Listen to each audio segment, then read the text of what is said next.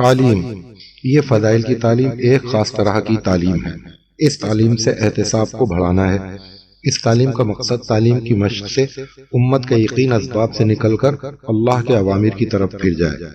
تعلیم کے اصول: نمبر 1، تعلیم میں دھیان، عظمت، محبت، ادب اور توجہ کے ساتھ بیٹھنے کی محنت کی جائے۔ نمبر 2، سہارا نہ لگایا جائے۔ نمبر 3، باوضو بیٹھنے کی کوشش کی جائے۔ نمبر 4، طبیعت کے بہانوں کی وجہ سے تعلیم کے دوران نہ اٹھا جائے۔ نمبر 5، بات نہ کی جائے۔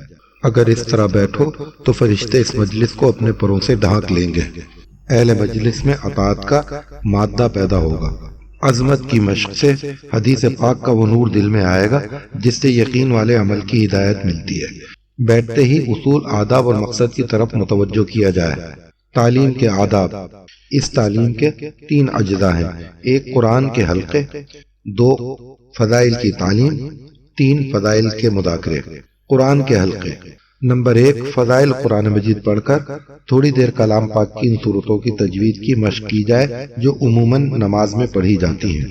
نمبر 2، التحیات، دعائے قنوت، درود شریف، دعائے معصورہ وغیرہ کا مذاکرہ اور تصحیح اجتماعی تعلیم میں نہ ہو، انفرادی سیکھنے سکھانے میں ان کو صحیح کرایا جائے۔ نمبر 3، اللہ پاک توفیق دے تو ہر کتاب میں سے 3-4 صفحے پڑھے جائیں۔ نمبر 4، ہر حدیث کو 3 بار ٹھہر ٹھہر کر پڑھا جائے۔ نمبر 5، تعلیم میں اپنی طرف سے تقریر نہ ہو۔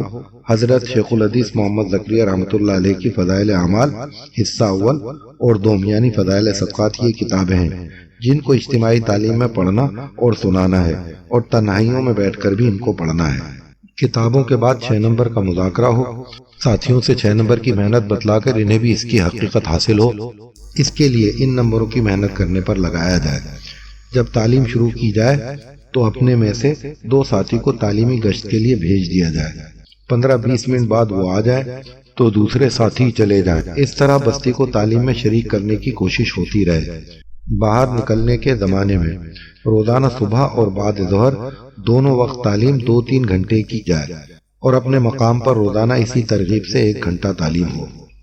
اس طرح اس تعلیم کو بار بار سننے اور بار بار سنانے، پھر تعلیم کے علاوہ کے وقت میں ان فضائل پر غور کرنے اور جو تعلیم میں سنا ہے اسے بازار، گھر اور باہر کے ہر شعبے کے ماحول میں اس تعلیم کو لے جانا اور اس کے یقین کی طرف بلانا، اور جس وقت جس عمل کے کرنے کا وقت آئے اس عمل سے پہلے فضائل کی مشق کرنا۔